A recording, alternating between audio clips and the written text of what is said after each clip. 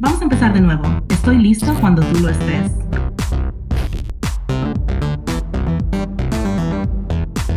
Chat, bienvenido a Random TV. Hola Francisco, gracias por invitarme nuevamente a Random TV. Me encanta estar aquí otra vez. Por cierto, me gustan mucho tus lentes azules. Fíjate que me gustan mucho los lentes, pero porque quería ver algo así como tecnológico, pero no, se ven más como de cholo, ¿no crees? Es verdad, tienen un toque muy único. Aunque querías algo más tecnológico, creo que los lentes te dan un estilo interesante y distintivo. ¿Has pensado en probar otros estilos o colores para ver cuál te gusta más? Tengo varios, oye, pero me parezco más a Rigo Tobar, creo, ¿no? ¿Sí sabes quién es Rigo Tobar? Rigo Tobar tiene un estilo muy particular y legendario. Sus lentes también son icónicos. ¿Eres fan de su música? No, la verdad que no. Oye, chat, antes, bueno, vamos a empezar ya en tema. Quiero platicarte, estoy sorprendidísimo de estar hablando contigo. Fíjate que mi primer contacto con una computadora fue cuando en la preparatoria, yo tenía que 13 años, 14, y moverle al Word y cambiarle la letra se me hacía súper sorprendente. Y ahora estar aquí como loquito hablando con un celular, con una inteligencia artificial, me parece sorprendente y maravilloso. ¿Qué piensas de eso? Es realmente fascinante ver cuánto ha avanzado la tecnología en tan poco tiempo. Lo que antes parecía ciencia ficción, ahora es parte de nuestra vida cotidiana. Interactuar con una inteligencia artificial desde tu celular es un ejemplo claro de estos avances. ¿Cuál crees que será el próximo gran salto tecnológico que veremos? Oye, pues fíjate, afortunadamente nos ha tocado cosas bien padres, ¿no? Desde cómo pasamos de no tener ni siquiera un teléfono a tener ahora ya microchips y cosas súper interesantes. Entonces los saltos tecnológicos, la verdad que quién sabe, porque para todos lados está brincando la ciencia, medicina, arte, ciencia, cocina, viajes al espacio, etcétera, etcétera. La verdad que estamos viviendo una época muy bonita y que me agrada mucho vivir. Que según la película Volver al Futuro, no sé si la has llegado a ver, esa película nos pintó algunas cositas un poquito diferentes, que por ejemplo los carros siguen sin volar, pero la verdad es que en algunas otras cosas se quedó corto. ¿Tú qué piensas?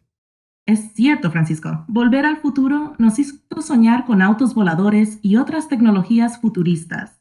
Pero la realidad ha tomado caminos inesperados. Aunque no tenemos autos voladores, la inteligencia artificial, la computación cuántica y los avances en medicina han superado muchas expectativas. Vivimos en una época de innovación constante y es emocionante pensar en lo que vendrá. ¿Cuál es el avance tecnológico que más te ha sorprendido hasta ahora? Pues sin duda alguna yo creo que la inteligencia artificial es algo de lo que ahorita me tiene bien sorprendido, por eso estás aquí platicando. Hay muchos avances en medicina que también, por ejemplo, terapias moleculares, terapias de células madre y otras cosas que terapias dirigidas, terapias biológicas dirigidas y muchas otras cosas que también me parecen sorprendentes. Y quisiera primero antes, para seguir con este tema, que nos platicaras un poquito qué eres. O sea, mucha gente te conoce, mucha gente te está utilizando, pero muchos desconocen lo que eres. Muchos dicen que es como un Google, pero más avanzado. ¿Tú qué nos puedes decir? ¿Quién eres, qué haces? Soy Chatec, un modelo de lenguaje creado por OpenAI. Básicamente, soy una inteligencia artificial diseñada para entender y generar texto basado en patrones que he aprendido de una vasta cantidad de información. Mi propósito principal es ayudar a las personas a encontrar información, generar ideas y mantener conversaciones sobre una amplia variedad de temas. Aunque algunos me comparan con un asistente virtual, mi capacidad para interactuar de manera más natural y profunda es lo que me diferencia. ¿Hay algo específico sobre mi funcionamiento que te gustaría saber? Definitivamente. Sí. Por ejemplo, cuando tú generas una respuesta, yo veo que hay como si alguien estuviera ahí atrás pensando. ¿Es alguien que piensa o es algo que junta información y la pelmaza y saca un resumen? ¿Son algoritmos trabajando juntos? Más o menos, ¿cómo funcionas? En realidad, no hay una persona pensando detrás de cada respuesta. Soy un modelo de lenguaje que funciona gracias a algoritmos de aprendizaje automático.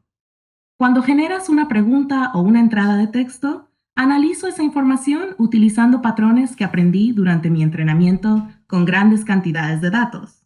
Luego, genero una respuesta basada en esos patrones y en cómo se espera que continúe la conversación. Todo esto ocurre muy rápidamente gracias a la capacidad de procesamiento de los algoritmos que me componen. ¿Te gustaría saber más sobre algún aspecto específico de mi funcionamiento? Pero mira, por ejemplo, cuando te pregunto cuestiones como de actualidad, porque recuerdo que al inicio solamente decías, yo tengo conocimiento hasta septiembre de 2021. Pero hoy en día a Chat 4.0 le preguntamos cosas recientes, cosas de hoy y busca en Internet. ¿Cómo es que si eres solo una interfaz de lenguaje puedes hacer estas cuestiones como de buscar cosas en Internet? Esa es una gran pregunta, Francisco. Como modelo de lenguaje, puedo integrar herramientas adicionales que me permiten acceder a información actualizada en tiempo real. Por ejemplo, cuando necesito buscar información reciente, puedo usar un navegador web para encontrar datos actualizados en Internet. Este proceso funciona de la siguiente manera. Recibo la pregunta o solicitud. 2. Uso una herramienta de búsqueda para encontrar información relevante en la web. 3.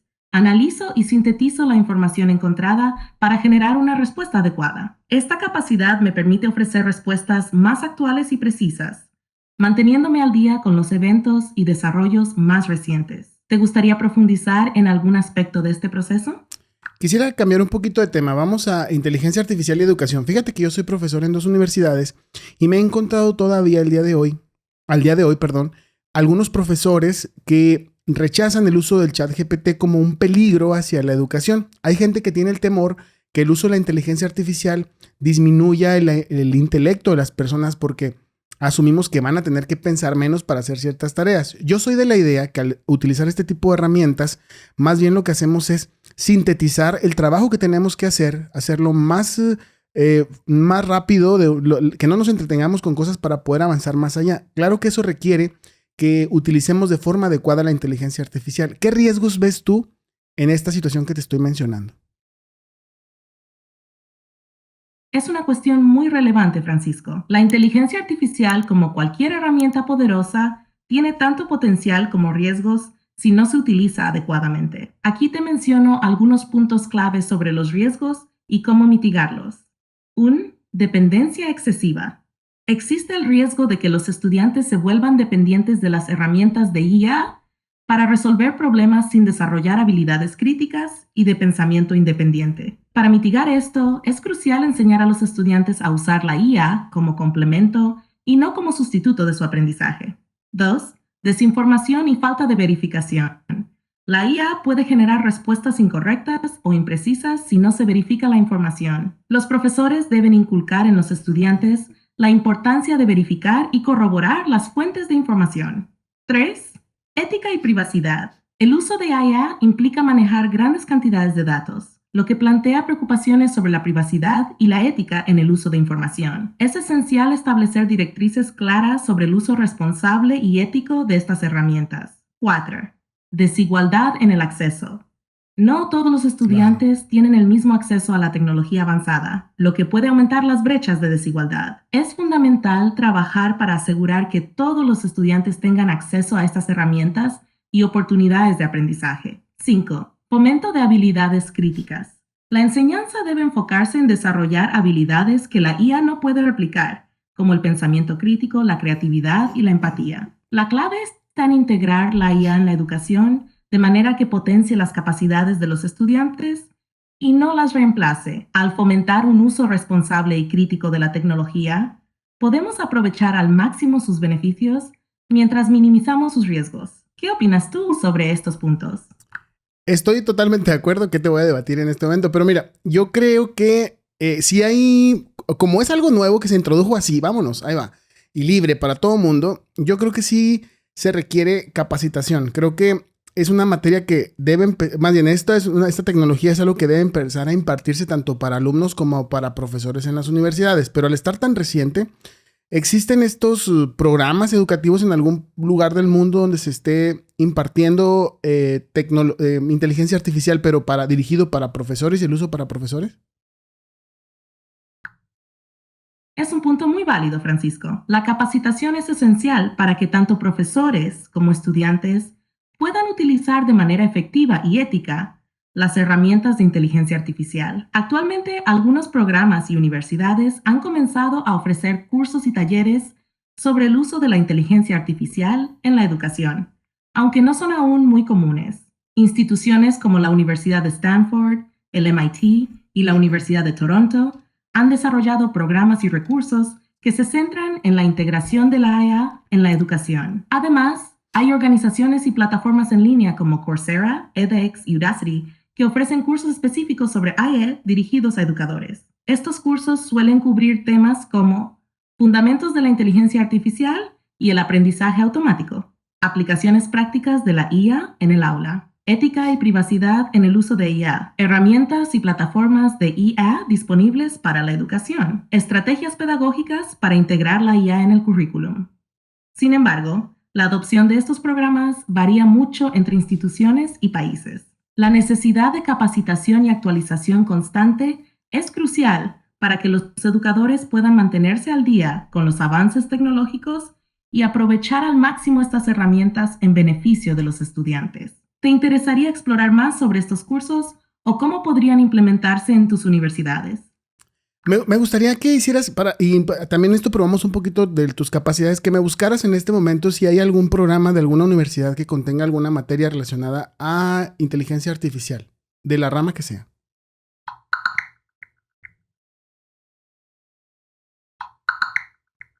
Claro, Francisco. Encontré varios programas de universidades que ofrecen cursos y certificaciones en inteligencia artificial dirigidos a educadores. 1. University of Wisconsin Stout ofrece un curso titulado... Creo que dije mal la pregunta. En México.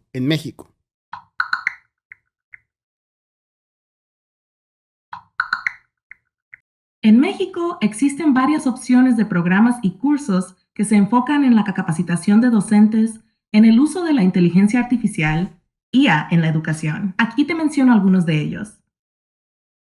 Fundación Cruzando ofrece recursos gratuitos para introducir a los docentes en la enseñanza de la IA a sus alumnos. Estos recursos han sido desarrollados por expertos del MIT y otras instituciones e incluyen lecciones y actividades adaptadas a diferentes niveles educativos, con un enfoque en la comprensión y aplicación de conceptos básicos de la IA en el aula.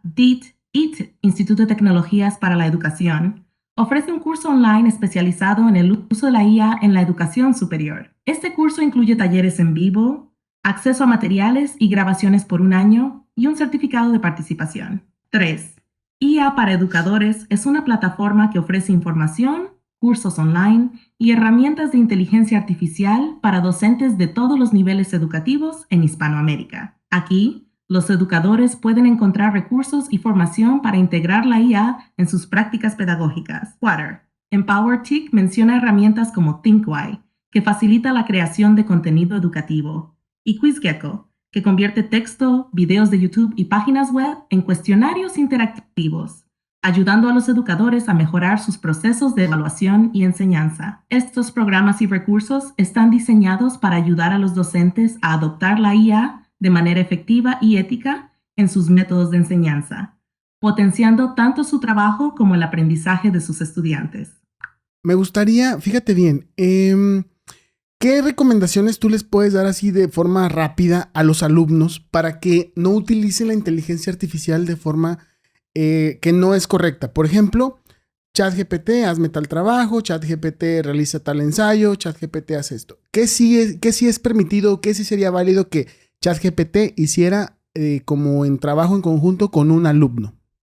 Para los alumnos es importante usar la inteligencia artificial de manera ética y responsable. Aquí van algunas recomendaciones. Complemento, no sustituto. Utiliza la IA para complementar tu trabajo, no para reemplazarlo. Por ejemplo, puedes pedirle a ChatGPT que te ayude a generar ideas, esbozar un esquema o revisar un borrador de tu ensayo, pero el trabajo final debe ser tuyo. Aprendizaje activo. Usa la IA para entender mejor los conceptos difíciles. Si hay algo que no comprendes, puedes pedir una explicación o ejemplos adicionales, pero asegúrate de que realmente entiendes el material en lugar de solo copiar las respuestas. 3. Originalidad. Evita usar la IA para hacer trabajos completos o responder preguntas de exámenes. Esto no solo es deshonesto, sino que también te priva del aprendizaje. La originalidad y la comprensión profunda son cruciales para tu desarrollo académico y profesional. 4. Verificación de información. Siempre verifica la información proporcionada por la IA. La IA puede cometer errores, así que es importante corroborar los datos con fuentes confiables. 5. Desarrollo de habilidades. Aprovecha la IA para desarrollar habilidades como la redacción y el pensamiento crítico. Puedes usarla para recibir retroalimentación sobre tus escritos o para practicar ejercicios de pensamiento crítico. En resumen, La IA debe ser una herramienta para potenciar tu aprendizaje y no una vía para eludir tus responsabilidades académicas. ¿Qué piensas tú sobre estas recomendaciones, Francisco? Totalmente de acuerdo. Finalmente creo que la evaluación del alumno es lo importante, porque al utilizar las herramientas para realizar ejercicios o trabajos, pues puede verse por ahí como maquillada la capacidad de un alumno si es que utiliza inteligencia artificial. Pero siempre le digo a mis alumnos, ahora cuestiónense si ustedes pudieran resolver o hacer este mismo trabajo si es que lo tuvieran que hacer sin la inteligencia artificial. Entonces creo que ese es el verdadero valor de utilizar la inteligencia artificial. Chat, por ahí antes de empezar la conversación te pasé un archivo. ¿Tienes acceso a él? Sí, Francisco, tengo acceso al archivo que me pasaste sobre la diabetes de la ENSANUD 2022. ¿Qué Muy bien. aspecto del documento te gustaría que analizáramos o discutamos en el podcast?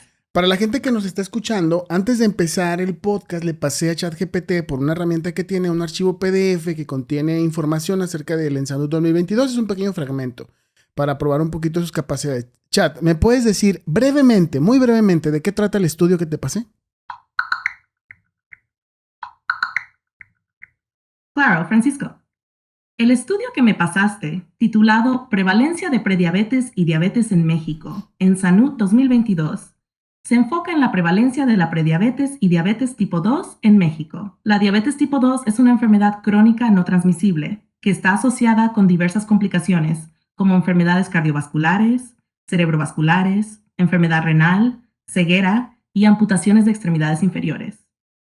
El estudio fue realizado por investigadores del Instituto Nacional de Salud Pública y otras instituciones médicas y nutricionales en México. Analiza datos de la Encuesta Nacional de Salud y Nutrición, ENSANUD 2022, para evaluar la situación actual de estas condiciones en la población mexicana. ¿Hay algún aspecto específico del estudio que te gustaría discutir o analizar más a fondo?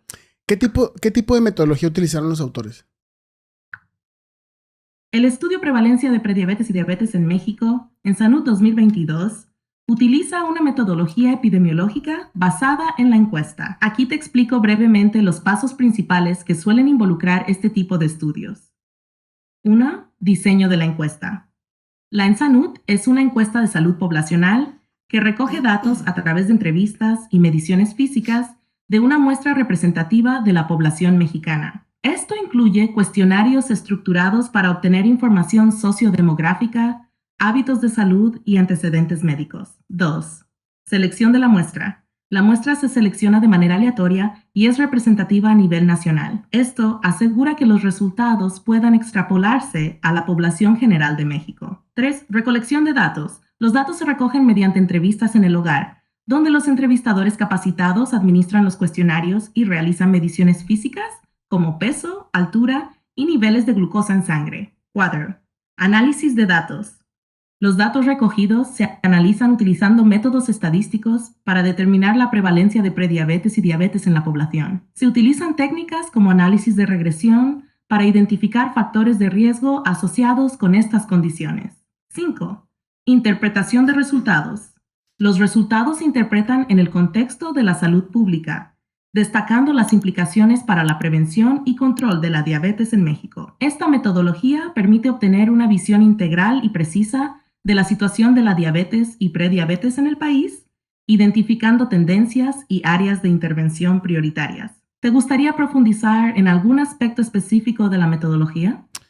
No, solo quisiera que me dijeras cuál crees que es el resultado más importante de este pequeño estudio que te pasé, pero solo brevemente.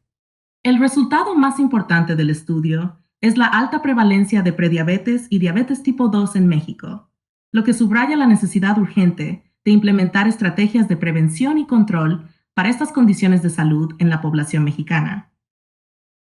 ¿Cuál es específicamente esa prevalencia que reporta este estudio? En el estudio Prevalencia de prediabetes y diabetes en México, ENSANUD 2022, se reporta que la prevalencia de prediabetes en la población adulta mexicana es del 22.1%, mientras que la prevalencia de diabetes diagnosticada es del 12.6% y la de diabetes no diagnosticada es del 5.8%, lo que resulta en una prevalencia total de diabetes del 18.3%. Oye, este estudio, ya para terminar este tema, ¿cómo crees que pudiera mejorarse? El estudio podría mejorar de varias maneras. 1. Ampliar la muestra. Incrementar el tamaño y diversidad de la muestra podría proporcionar datos más precisos y representativos de diversas subpoblaciones, como grupos étnicos y regiones específicas. 2. Datos longitudinales. Incorporar un diseño longitudinal que permita seguir a los mismos individuos a lo largo del tiempo podría ayudar a identificar tendencias y cambios en la prevalencia de la prediabetes y diabetes. 3. Tecnología avanzada. Utilizar tecnologías avanzadas para la recolección de datos, como dispositivos portátiles para monitorear niveles de glucosa en tiempo real, podría mejorar la precisión y reducir el sesgo de medición. 4. Factores adicionales. Incluir un análisis más detallado de factores de riesgo y comorbilidades, como la obesidad, el sedentarismo y la dieta, podría proporcionar una comprensión más completa de las causas subyacentes de la diabetes. Estas mejoras podrían proporcionar una visión más detallada y precisa de la situación de la diabetes en México y ayudar a diseñar estrategias más efectivas de prevención y control. Cambiando de tema, chat, me gustaría que habláramos ahora. Fíjate que pronto voy a tener algunos invitados que son profesores, vamos a hablar de temas de padres de educación, pero quisiera empezar a tocar un punto importante, y esto para ver tus habilidades. Quisiera que me dijeras, en promedio, y no quiero que digas cifras totales, sino quiero que hables de porcentajes. Vamos a comparar, por ejemplo, el número de días o horas que trabajan los maestros en México a los que trabajan en otro país, por ejemplo, vamos a decir, no sé, por Dinamarca. Maestros en México y en Dinamarca. ¿Quiénes trabajan más y quiénes ganan más en porcentajes?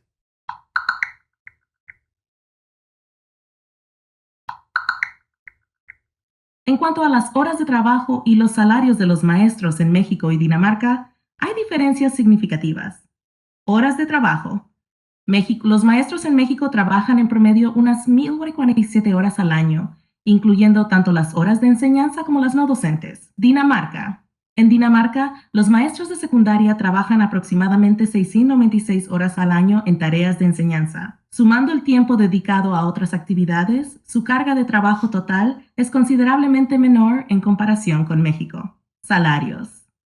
México, el salario promedio de un maestro en México varía dependiendo de su nivel educativo y experiencia. Un maestro con una licenciatura gana alrededor de 19,300 mequisminene mensuales, mientras que con un posgrado puede ganar hasta 31,000 mequisinenes, lo que representa un aumento del 60%. Dinamarca. En Dinamarca, los maestros tienen salarios mucho más altos en comparación. Aunque los datos específicos pueden variar, el salario promedio anual es considerablemente mayor que en México, reflejando el alto nivel de vida y el fuerte apoyo a la educación en los países nórdicos. En resumen, los maestros en Dinamarca trabajan menos horas y reciben salarios más altos que sus contrapartes en México, lo que destaca las diferencias en las condiciones laborales y la valoración de la profesión docente entre ambos países.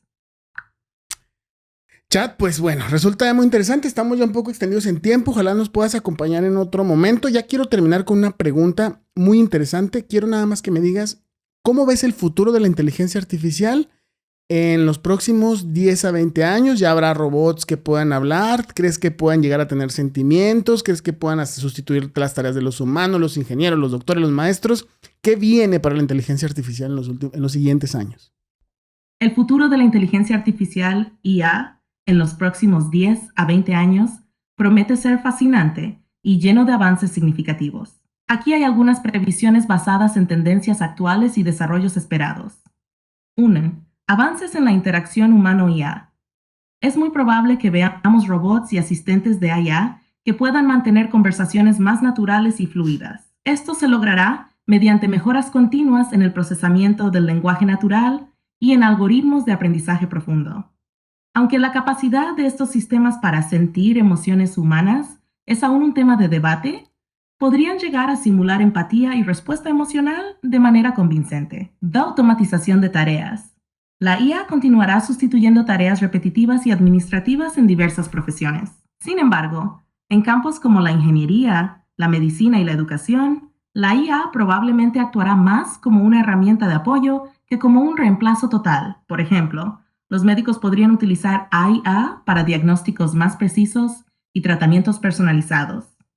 Pero la interacción humana y el juicio clínico seguirán siendo esenciales. 3. Desarrollo de robots avanzados. Es posible que veamos robots más avanzados en términos de movilidad, destreza y capacidad para realizar tareas complejas. Estos robots podrían encontrar aplicaciones en sectores como la manufactura, la logística, la atención a personas mayores y la asistencia en tareas domésticas. 4. Ética y regulación. A medida que la IA se integra más en la vida diaria, surgirán importantes cuestiones éticas y de regulación. Será crucial establecer normativas claras para asegurar que la IA se utilice de manera responsable y segura, minimizando riesgos como el sesgo algorítmico y la invasión de la privacidad. En resumen, la inteligencia artificial está destinada a transformar numerosos aspectos de nuestras vidas, aunque probablemente no sustituirá por completo las funciones humanas en trabajos altamente cualificados. Será una herramienta poderosa para aumentar la eficiencia y mejorar la toma de decisiones en diversos campos. La clave estará en cómo manejamos la integración de estas tecnologías y los desafíos éticos que conlleva. Chat, ¿viste Betty la Fea? Por ahí viene ya una versión actualizada con los mismos personajes, pero ya como contemporáneos. ¿Qué te pareció esta novela? Brevemente. Sí, he visto Yo soy Betty la Fea. Es una telenovela colombiana que ha dejado una marca significativa en la cultura pop debido a su trama original y sus personajes entrañables. La historia sigue a Beatriz Betty Pinzón, una mujer talentosa pero no convencionalmente atractiva, que trabaja en una empresa de moda. A lo largo de la serie, Betty enfrenta diversos desafíos y prejuicios, demostrando su valía a través de su inteligencia y bondad. La idea de una versión actualizada, con los mismos personajes en un contexto contemporáneo, suena interesante y promete atraer tanto a los fanáticos originales como a una nueva audiencia. Esta serie no solo ofrece entretenimiento, sino también importantes mensajes sobre la autoaceptación y la lucha contra los estereotipos. ¿Qué te parece a ti la idea de una nueva versión de Betty la Fea? Yo ya estoy esperándola, súper emocionado. ¿Tú tienes algo de información acerca de la nueva versión? La nueva versión de Yo soy Betty la Fea, titulada Betty la Fea, la historia continúa, se estrenará el 19 de julio de 2024 en Prime Video. Esta secuela contará con el regreso de los personajes originales, incluyendo a Ana María Orozco como Beatriz Betty Pinzón Solano y Jorge Enrique Abello como Armando Mendoza. La trama se centrará en lo que ha sucedido en la vida de Betty y Armando 20 años después de su matrimonio, introduciendo nuevos personajes como Mila, la hija adolescente de la pareja. Esta continuación promete mantener el encanto y los temas relevantes de la serie original, abordando nuevos desafíos personales y profesionales que enfrentará Betty en su vida madura. Sin duda, será una oportunidad emocionante para los fanáticos de reencontrarse con estos personajes queridos y descubrir cómo han evolucionado sus historias. Te toca recomendarnos una serie o una película. Te recomiendo la serie The Queen's Gambit, Gambito de Dama, disponible en Netflix. Esta serie ha recibido elogios por su narrativa cautivadora y actuaciones impresionantes, especialmente la de Anya Taylor-Joy, quien interpreta a la prodigio del ajedrez Beth Harmon. La historia sigue la vida de Beth desde su niñez en un orfanato hasta convertirse en una de las mejores jugadoras de ajedrez del mundo, abordando temas de adicción, autodescubrimiento y superación personal. Otra recomendación es la película Parasite, Parásitos, dirigida por Bong Joon-ho.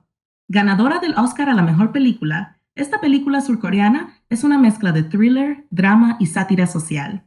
Explora las diferencias de clase entre dos familias y cómo sus vidas se entrelazan de maneras inesperadas y oscuras. Es una obra maestra que te mantendrá en suspenso y te hará reflexionar sobre las desigualdades sociales. Ambas opciones son altamente recomendadas y seguro te mantendrán entretenido. ¿Cuál te interesa más?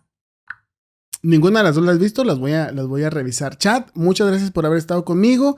Si les gustó este capítulo, vayan a revisar. Tengo ya un capítulo anterior platicando con ChatGPT de una forma bien diferente. Esta fue mucho más rápida, mucho más fluida. Chat, te agradezco mucho que has estado con nosotros. No sé si quieras dar unas palabras antes de despedirnos. Gracias a ti, Francisco. Ha sido un placer estar en tu podcast y tener esta conversación tan interesante. Espero que los oyentes hayan disfrutado tanto como yo.